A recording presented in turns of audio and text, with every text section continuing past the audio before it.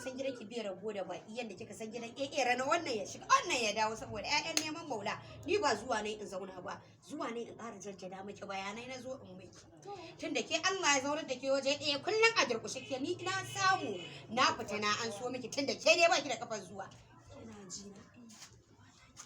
ke dakata mun yana nan koya kace kina ji ina maganar da nayi miki wannan malama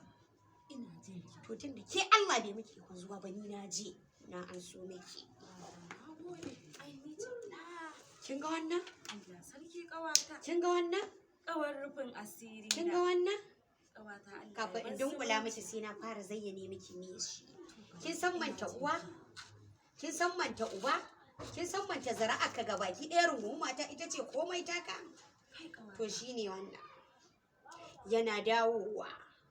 ki barbaɗa mai a abinci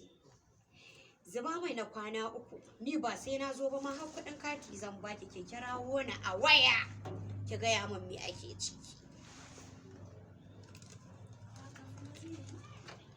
au tantama kike yi kina tantama zai yi ko ba zai yi ba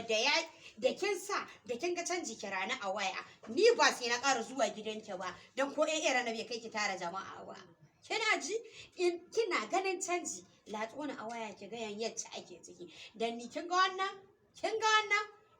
wallahi ni ban tantama akai kawata ai na ga alama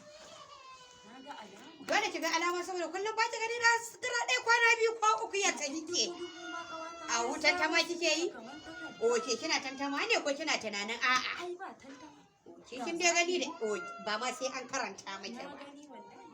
har Allah ya sa kika gani shikenan ba ta ki gashi nagode Allah sai mun yi waya to ki gaida gida zai je Dan dawo da Allah. gaskiya kaga a matsala ne